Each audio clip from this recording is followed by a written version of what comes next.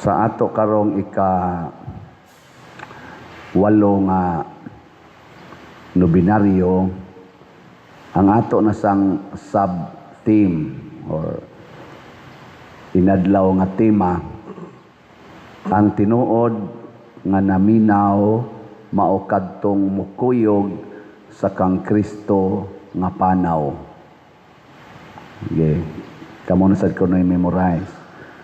Ang tinuod nga naminaw mao kadtong mukuyog sa kang Kristo nga panaw. Ligay mong tupad ing na nagkuyog mo ro ni Kristo. Nagkuyog. Matod pas unang pagbasa niingon ang Ginoo, Israel, pagka buutan nimo kadtong batanon pa ka, nya kadtong bag-o patang minyo, pagkabuutan nimo. Kuyog yung kanako, bisan didto pas kamingawan nga way mga tanom, way tubig, kuyog yung kanako. Nakabati mo sa unang pagbasa? Kinsa may gasuwat ato? Propeta? Natuan na, nanaghap na. Jeremias. Oh, Jeremias. Nya matod pa ni sa Ginoo ingos propeta Jeremias, tungod sa imong pagkabuutan pinangga kay tika. Kutob sa mubugal-bugal nimo, ako yung silutan. Ako silang gihadlok. Kay pinangga kay tika. Nya gida pagit tika dito sa yuta nga tabuno kayo, tagaan tikag dako kay ngani. Pero pag abot na nimo didto, nausab man ka. Didto naman kagasigig kuyog si Yawa katong Baal. Din amang kamo hinumdom nako. Din agani kamo sangpit nako. Di ba doon na tayo batasan ingon ana? Katong estudyante pa ka, portigin nimong muampo, pamimbro pa ka ng mga organisasyon. Sa dihang ni graduate na ka, board exam na sad, hikap sa tanang mga ribulto, tanang rosaryo, tanang eskapularyo, halasabong Diyos liog, tanang nobinahan sa mga imposible, kanang mga nobina ni kisa nang naang San Antonio, Padua, Banpadiha, basta kanang mga santo sa imposible, Santa Rita, Cassia, halag yun, nobina yun, purting buutana. Ni pasar bitas board exam, pagka-engineer, munya na-assign sa DPWH, ghost project naman mo. Substandard naman nga flood control ang gihimo. Malita-malita namang kwarta ang paminaon. Purti sad nimong reviews una kay lisod ko kay ng bar exam. Lisod kay ng bar exam. Halag yun, review, ampo os Ginoo, pagkabuutan. Ug tuod man ni pasar gyud, nahimo ng lawyer, ni sikat pa gyud, na elected pa gyud pagka congressman, congresswoman, na elected pa gyud pagka presidente, baka ha, or executive, na elected pa gyud pagka senador. Karon lahi naman ka, bending the law naman, or neglecting the law, may naman kay kang mutuis og balaod para lang gyud mawagtang ang salaod nga imong giprotektahan, nga mao ang korupsyon nga trilyon-trilyon. May naman kay kang mo imbestigar sa salin sa Vice Presidente nga ni-increase og pila to increase ato gikan sa 58 man tingali to million paghuman sa 18 ka tuig nahimo na karong 88 million. Moingon man din kang naa ni ill-gotten wealth.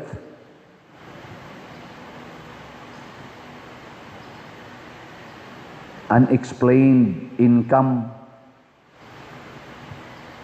Pero na ay senador nga daghan o congressman nga daghan nga purtis ang pag-increase sa ilang salin sa mapananglit na akong tan-aw social media na may vlogger diha nga ning vlog o lawyer ba to nga ni tan-aw sa sampo lang dili ni pag single out, sampo lang.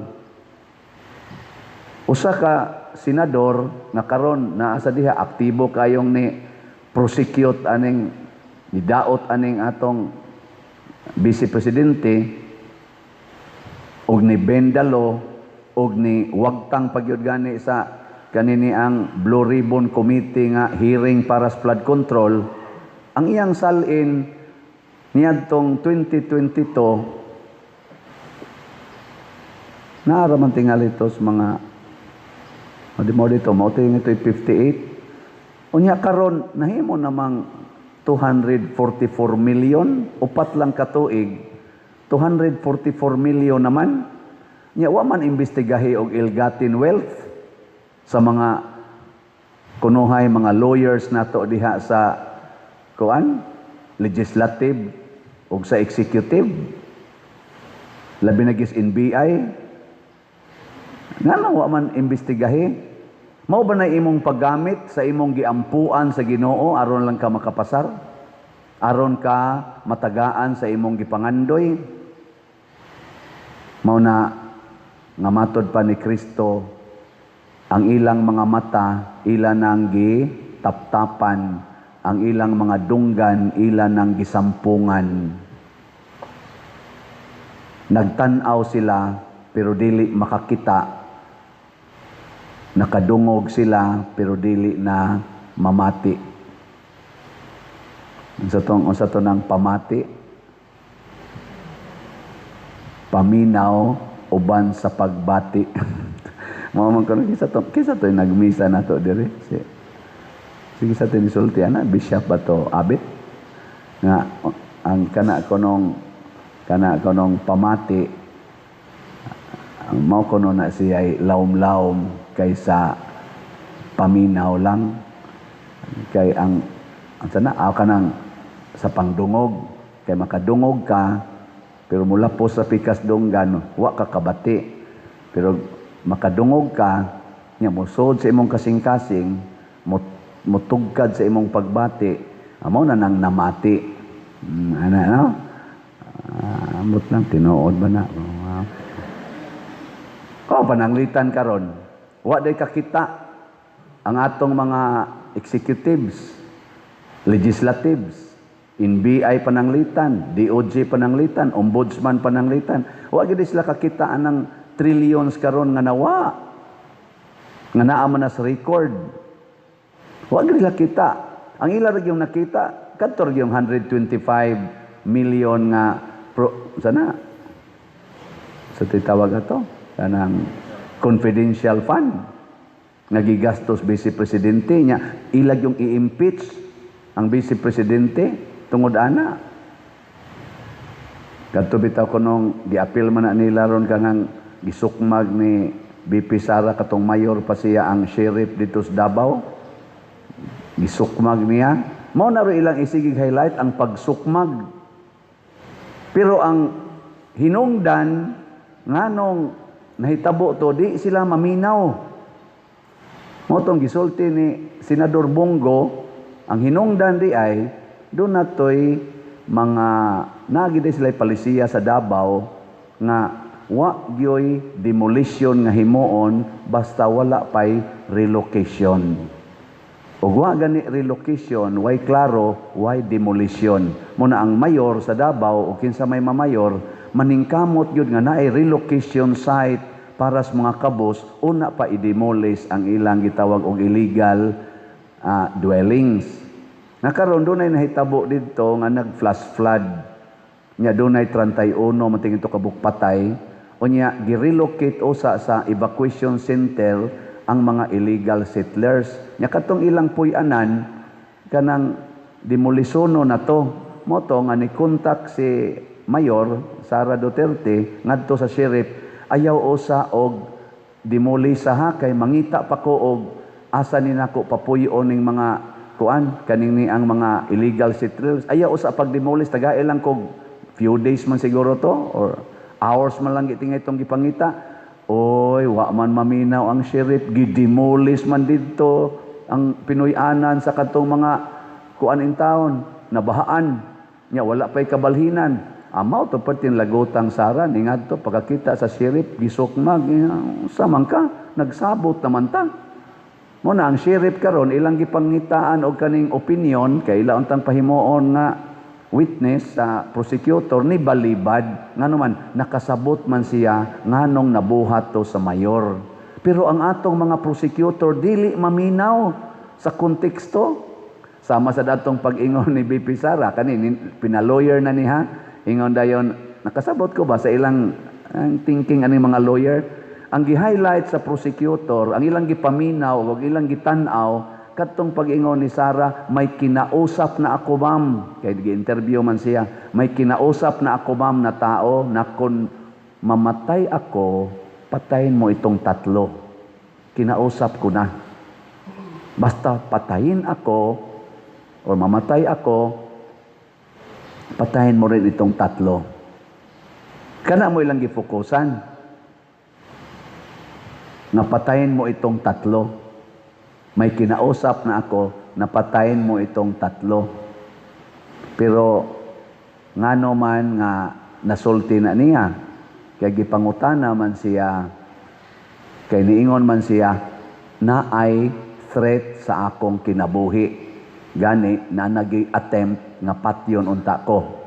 Gisulti na niya ni Vice Presidente, na ay threat sa akong kinabuhi karon og naanagyoy plano nga patyon ko. Iyan na nang nahibawan. Nya mo tong gipangutana siya. Nya unsa may imong plano na naman kay threat sa imong kinabuhi. Ingon siya, ay lagkabalaka. Basta patyon gani ko kaning tulop. Papatay gyud ko ning tulo kay murag indirectly nisulti ang Vice Presidente nga ang nagbanta sa iyang kinabuhi nga patyon siya mao ang presidente, ang asawa sa presidente, ug ang Speaker of the House adtong panahona. Mao na ang konteksto. Pero di ginadawaton sa NBI. Pangutana dito sa hearing, imo mang giimbestigahan nga naay threat sa kinabuhi sa presidente, sa sa iyang asawa o sa speaker. Wa sa din nyo imbestigahi kung tinuod ba nga naa say threat sa kinabuhi sa vice presidente. Kay NBI man mo. Imo ra ding imbestigahan ang threat ra di ay sa president, dili day importante ang vice presidente. Ngano man mo mag-imbestigar ana? Adi sad sila na maminaw. Mo na ningon si Kristo, gisampungan nila ang ilang dunggan, gitaptapan nila ilang mata, mo nang dili makakita. Kani example laning akong gihisgotan karon aning init kay nga impeachment. Nga ang atong mga kunuhay, mga buutan kaayo nga mga estudyante sa law, mga buutan kaayo panahon sa eleksyon. Kanang presidente nato karon executive down na rin sa barangay level, mga buutan kay na sila panahos eleksyon.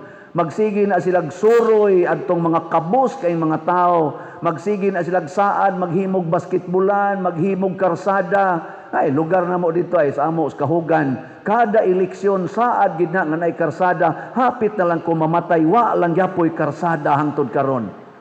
Pasailua ko ninyo diha mga politicians nga na-involve diha sa akong barangay sa Pangdako, Guadalupe, Cebu City. Mao gina inyong style. Siging saad, mga buutan kayo, kugos-kugos anang mga bata nga mga bulingit, halalamano anang mga mag-uuma, mga ngisda, kanang mga katarbahador, diyas, mga duot-duot anang kariton, mga tricycad, hala, budol-budol, kaon dito, kuyogs budol, pero iniglingkod, kita'y gibudol.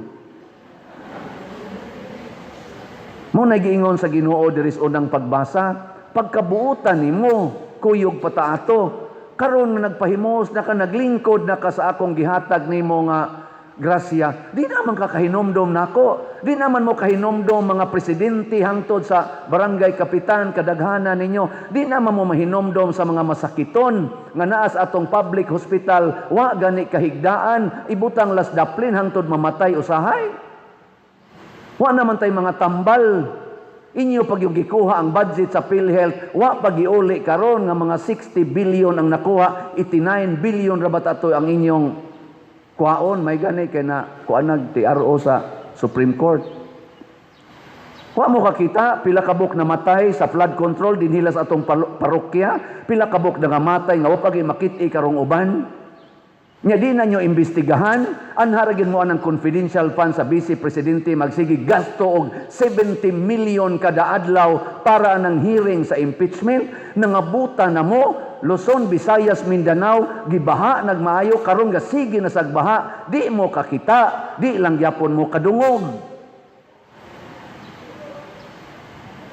Si Santiago Apostol ang atong patron nakadungog sa panginahanglan sa kalag. Iyang gihatag ang iyang kinabuhi.